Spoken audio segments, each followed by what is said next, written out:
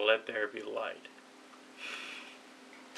Alright, my name's Nick Dutch, and I'm just going to sit here and do the kind of thing that I like to do, which is, in this particular case, to go through a particular private message. And I think there's a few interesting points there, and you may agree with me, you may disagree, I don't care. You know, I'm just here to do what I do. It says here, I'm just sending you a message to tell you about my thoughts about a popular radio show called Night Owls Where I Live. The radio presenter is Alan Robson, and he's a total believer in spirits, and lots of people around England are phoning in, making lots of claims about ghosts. It came to a point where I'm getting really fed up with the show.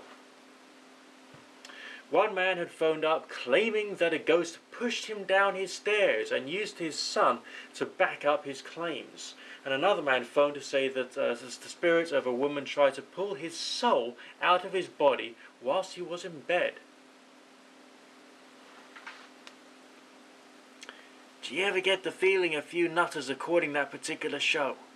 Just a few of them, okay? Is it possible? Theoretically, you know, just like dopamine deficiency time, you know, not enough B vitamins, magnesium, you know, healthy nutrition in the body, a few like nights of lack of sleep, occasional virus, you know, the kind of person who would phone up the police saying, there's a UFO outside. Actually, no, don't worry, it's actually the moon. I just made a mistake, I'm sorry. You know what I mean? You know, I think that this show is attracting strange people. Let's go on with the rest of the private message. Because it's a good PM.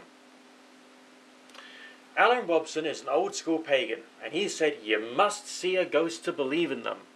And skeptics never see them, but you must believe them to see in them. I argued with Alan and said that just because you'd experience a spirit, that does not prove that they exist. He replied back on Facebook saying, oh yes, they do exist, believe me, they do. So, this guy who sent me the private message is, you know, has taken the right level of wisdom here. Which I personally regard to be the right level of wisdom. Namely, if something happens, you know, it's demonstration that the strange experience can occur, but it does not necessarily mean to say that the strange experience itself, what the strange experience seems to suggest is actually necessarily true, because people develop beliefs based upon experiences. So essentially, this Alan Robson is promoting himself to be a hard believer in spirits, presumably to attract his particular lunatics. So, big thank you to this individual who sent through this PM, because it gives me faith in humanity. You know what I mean? Alright, it's good. He did a Halloween special on Night Owls, doing a ghost hunt live. He told everyone who was listening to get a mirror and a candle. He told everyone to switch the lights out and warned everyone that this experiment can disrupt the house with demons. He actually said that crap. He is a serious, you know, he's trying to be a cult leader, obviously. This Alan Robinson geezer, he's trying to be a cult leader. And he's trying to use fear to motivate people to follow him. This is unethical. This is going to hold back any possible research into psi phenomena. This is totally irrational and wrong. He's a wanker, okay? As we say in England, okay, in our beautiful, you know, poetic language of Shakespeare. That geezer's a fucking wanker, you know what I mean? Alright? Sorry, forgive my bad language there, okay? Just like it comes out, you know, I get passion. Message goes on. He told everyone to put a picture of their loved one upside down next to the mirror, and to repeat his incantation in the mirror, but be careful, and will cause strange flashing lights. The next night, a woman phoned into the show and said that a shadow figure came out of the mirror, and it won't leave her house. She says it appears in her bedroom. Now, that's where I get a bit ambivalent, okay, because some people experience things as a result of having done lots of weird stuff. Now, some of the things that they experience, one could hypothetically suggest, may have a component of which is genuine, but has been misinterpreted by the person who's experienced it to the point whereby it's become something too big and scary for them. All right, that's the way I see it anyway, because the strange thing can happen, and it might be something perfectly placid. I mean, if you bump into a guy in the street who says, "Can I borrow or can I blag a pound off you so I can get myself some food?" That could be perfectly genuine. But if a person is paranoid, they might assume that person is like an axe murderer, or someone who's necessarily going to, in every possible case, use that £1 coin to buy drink and drugs. It depends upon how you perceive it as to what effect it's going to have upon you, if you get my drift there. But on the other hand, it could be someone who has become delusional because they haven't got the right quantity of skepticism. And obviously they've been culted, she's been culted up to the point whereby she's going to believe whatever this particular pundit geezer has said. It's Alan Robson, which is worrying. And people really, if you're going to be a broadcaster dealing with the subject, you've got a certain quantity of responsibility.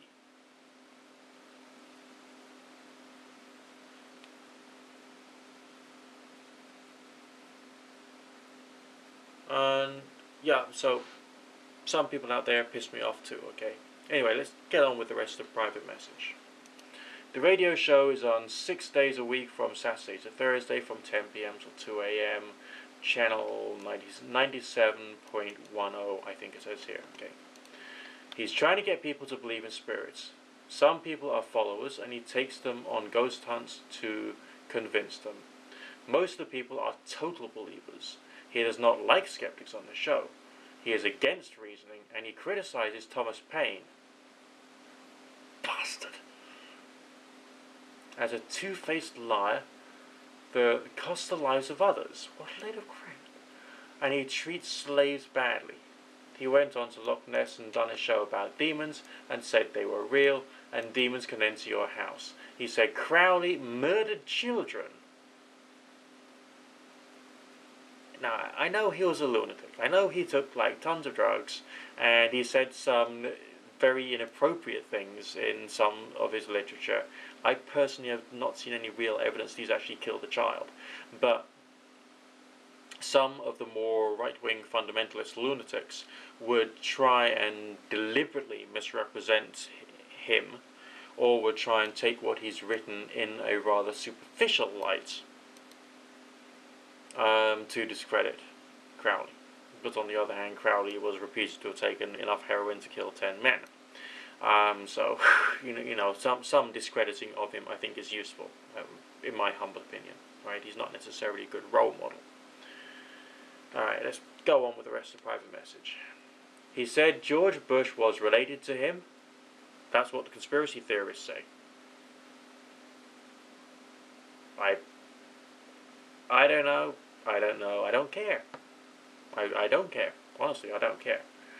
If George Bush was related to Crowley, they were both wankers. Okay, fine. I suppose there is some believability there. He said that there are demons investing the area of Bolkestein. He says he knows how to summon them in Boleskine Cemetery.